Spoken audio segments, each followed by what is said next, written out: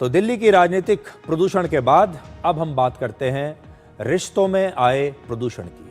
आजकल हमारे जो रिश्ते हैं वो कितने जहरीले होते जा रहे हैं, अब उसकी कहानी बताते हैं। एक बड़ा मशहूर वेब सीरीज है जिसका नाम है डेक्स्टर। इस वेब सीरीज में अमेरिका के एक सीरियल किलर की कहानी दिखाई गई है जो फोरेंसिक विभाग में काम करता है और अपनी फोरेंसिक साइंस की जानकारी का इस्तेमाल करके लोगों की हत्या करता है। दिल्ली में 21 साल की एक लड़की ने अपने 32 साल के एक बॉयफ्रेंड की हत्या कर दी और अपने फोरेंसिक साइंस की जानकारी का इस्तेमाल करके हत्या को एक परफेक्ट मर्डर बनाने की कोशिश की। दिल्ली में इस हत्या के आरोप में लड़की के साथ 2 और लड़कों को गिरफ्तार किया गया है, यानी कुल मिलाकर ये 3 लोग थे, एक लड़की और उसके 2 लड़के साथी। इन 3 आरोपियों में से लड़की ने ही हत्या का पूरा प्लान बनाया।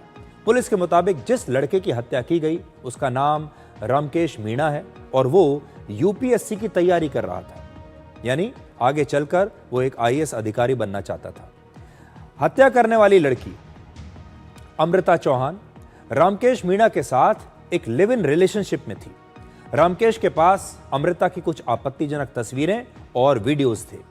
लड़की का आरोप है कि बार बार कहने के बाद भी रामकेश उन तस्वीरों को डिलीट नहीं कर रहा था और इस लड़की को वापस नहीं दे रहा था और लगातार इस लड़की को ब्लैकमेल कर रहा था। लड़की दबाव में थी क्योंकि उसकी कुछ तस्वीरें इस लड़के के पास हैं। इसके बाद अमृता चौहान ने अपने एक पुराने बॉयफ्रेंड जिसका नाम है सुमित कश्यप की उम्र है 27 साल, तो 27 साल के पुराने बॉयफ्रेंड सुमित कश्यप के साथ मिलकर इस हत्या की साजिश रची।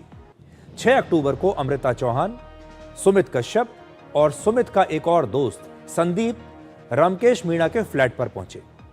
उन्होंने सबसे पहले रामकेश की गला दबाकर हत्या की और फिर उसके शरीर पर घी और तेल डालकर आग लगा दी। घर में ही जो घी और तेल था उसका इस्तेमाल किया और उसके शरीर में हत्या के बाद आग लगा दी। इसके बाद सुमित कश्यप ने गैस सिलेंडर का पाइप खोल दिया। सुमित एलपीजी डिस्ट्रीब्यूटर है और उसे यह बात पता थी कि एलपीजी सिलेंडर कितनी देर में ब्लास्ट के बाद फट जाएगा और कितने समय में इस पूरे फ्लैट में आग लग जाएगी। इसके बाद ये तीनों रामकेश मीणा के हार्ड डिस्क, लैपटॉप और पेन ड्राइव को लेकर उस फ्लैट से जल्दी से फरार हो गए और कुछ ही मिनटों के बाद इस फ्लैट में आग लग गई। शुरुआत में सभी लोगों को यह लगा कि यह कोई एक्सीडेंट है, यह कोई हादसा हुआ है। पुलिस को भी शुरुआत में यही लगा कि ये आग लगी है, ये एक हादसा है जिसमें इस लड़के की मृत्यु हो गई। लेकिन जैसे जैसे जांच आगे बढ़ी पुलिस को शक हुआ। पुलिस ने सीसीटीवी फुटेज देखी और रामकेश मीणा के फोन कॉल रिकॉर्ड्स को निकाला और तब जाकर उन्हें नई नई जानकारियां मिली। इसके बाद पुलिस ने अमृता चौहान को गिरफ्तार कर लिया और गिरफ्तारी के बाद जब पूछताछ हुई तो उसने सारा सच बता दिया। पुलिस का कहना है कि फिल्मों में जिस तरह से अपराध होते हैं उसी तरीके से इस हत्या को एक परफेक्ट मर्डर बनाने की कोशिश की गई। जो टीवी सीरीज में देखते हैं, क्राइम सीरीज में देखते हैं, वैसी तरह का सीन बनाने का कोशिश किया इसके अंदर। उसको पहले तो उसको उन्होंने स्ट्रैंगुलेट करके गला दबा के उसको मार दिया। उसके बाद घी तेल सब उस पर डाल के उसके अंदर आग लगा दी और पास में सिलेंडर का रेगुलेटर खोल के उन्होंने ऑन कर दिया, क्योंकि जो सुमित कश्यप था he was an LPG distributor, तो उसको आइडिया था गैस कैसे काम करती है, कितने टाइम में फट सकता है ये वो। तो इस वजह से उन्होंने सिलेंडर वहां पे रखा और उससे थोड़े टाइम बाद वो निकलने में सफल हुए और उन्होंने गेट का थोड़ा सा पोर्शन तोड़ के, जाली तोड़ के अंदर से लैच लगा दिया ताकि ये लगे कि कोई बाहर से एंट्री नहीं हुई है, अंदर से बंद है। Accused was preparing for UPSC, his name was Ramkesh Meena. और जो लेडी थी वो अमृता चौहान है, एक 21 साल है उनकी, उसके फॉरेंसिक की स्टूडेंट है। एक सुमित कश्यप है, वो एलपीजी सिलेंडर का काम करता है और एक और उनका साथी है संदीप कुमार। तो आप आजकल बहुत सारी वेब सीरीज देखते हैं, टीवी सीरीज देखते हैं जो अपराध पर आधारित होती हैं। उनमें नए नए तरीके बताए जाते हैं कि कैसे अपराध किए जा सकते हैं और बहुत सारे लोग इन सीरीज को देखते हैं, इनसे प्रभावित हो जाते हैं और फिर उसी प्रकार से अपराध करने की कोशिश करते हैं, उसी प्रकार से हत्या करने की कोशिश करते हैं। तो आपने ये बात सुनी होगी कि जब आप कोई चीज़ देखते हैं, कोई कंटेंट देखते हैं तो कई बार उसका बुरा असर आपके दिमाग पर पड़ता है, उसका मिसयूज़ होता है। और ये जो कहानी आप देख रहे हैं ये बिल्कुल वैसी ही है। आपको याद होगा इसी महीने हमने आपको एक और खबर दिखाई थी बेंगलुरु से। बेंगलुरु में एक डॉक्टर ने एनेस्थीसिया का ओवरडोज देकर अपनी ही पत्नी की हत्या कर दी थी और उसने हत्या को एक बीमारी बताकर यह साबित करने की कोशिश की कि उसकी जो पत्नी है वो बीमारी से मरी है, जबकि वो लगातार अपनी पत्नी को एनेस्थीसिया का ओवरडोज दे रहा था। और इसके बाद 6 महीने के बाद यह डॉक्टर भी पकड़ा गया। यहां भी समानता देखिए क्या है कि यहां पर भी एक डॉक्टर है, उसने अपनी पत्नी की हत्या की है। और आज जो हम आपको खबर दिखा रहे हैं दिल्ली में, उसमें एक लड़की ने अपने लिव इन पार्टनर की, अपने बॉयफ्रेंड की हत्या की है। इस हत्या से आपको 4 शिक्षा मिलती हैं और यह बात ध्यान से सुनिएगा।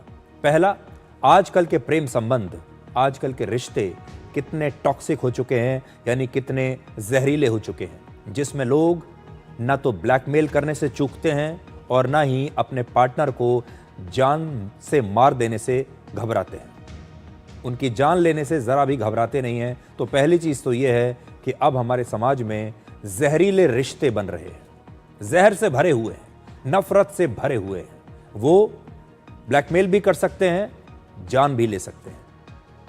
दूसरा, इस लड़की को असल में सिर्फ इतना करना चाहिए था कि वो पुलिस स्टेशन जाती और अपने बॉयफ्रेंड के खिलाफ एक शिकायत दर्ज कराती ब्लैकमेल का। उसे कानून को अपने हाथ में लेने की आवश्यकता नहीं थी।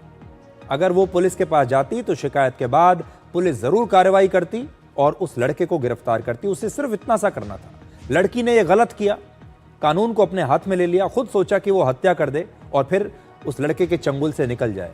लेकिन उसे पुलिस में जाकर ये शिकायत दर्ज करानी थी, FIR दर्ज करानी थी कि एक लड़का है जिसके पास मेरी तस्वीरें हैं और वो मुझे ब्लैकमेल कर रहा है। इसलिए बाकी के जो लोग हैं, अगर उनके साथ भी कुछ ऐसा हो रहा है तो उन्हें हम ये बता रहे हैं, क्योंकि जब हत्या होती है आम तौर पर हर हत्यारा कभी ना कभी पकड़ा ही जाता है। इसलिए इस गलतफहमी में मत रहिएगा कि आप अगर हत्या कर देंगे, अपराध कर देंगे तो आप बच जाएंगे। बचेंगे तो आप तब भी नहीं। इसलिए बेहतर है कि कानून का रास्ता लीजिए। तीसरा, इस तरह के संबंधों को लेकर हमारे समाज में लोगों पर एक दबाव बना दिया जाता है।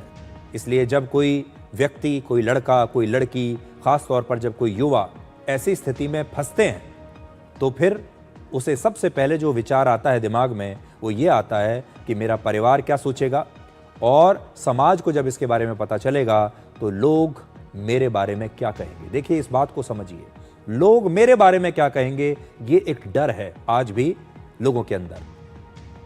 पड़ोसी क्या कहेंगे, समाज के लोग क्या कहेंगे, रिश्तेदार क्या कहेंगे, मेरा परिवार मेरे बारे में क्या सोचेगा जब उसे इस बारे में पता चलेगा। इसलिए आज हम हर माता पिता और आम लोगों से, जिनसे ये समाज बनता है, उनसे कहना चाहेंगे कि अगर आपको इस तरह का कोई वीडियो मिलता है या आपके आसपास कोई ऐसी घटना होती है, किसी की आपको इस तरह की तस्वीरें देखने को मिल भी जाती हैं, तो ऐसे मामलों में अगर कोई फंस भी जाए तो कृपया करके ऐसे लोगों को जज मत कीजिए, उनके ऊपर अपना फैसला मत सुना दीजिए उनके चरित्र को लेकर, क्योंकि इसी डर से लोग या तो हत्या कर देते हैं और या फिर आत्महत्या कर लेते हैं। सोचिए कैसा डर होगा जब कोई व्यक्ति इस प्रकार की स्थिति में फंसता है, तो ये कैसा डर होगा जिसमें लोग इस डर की वजह से या तो हत्या करने पर उतारू हो जाते हैं और या फिर खुद ही अपनी आत्महत्या कर लेते हैं। इसलिए बहुत सोच समझने वाली बात है और ये समाज को भी सोचना होगा। तो टॉक्सिक रिश्तों की कहानी तो हमने आपको बताई। अब हम भारत पर पश्चिमी मीडिया के टॉक्सिक नजरिए को आपके लिए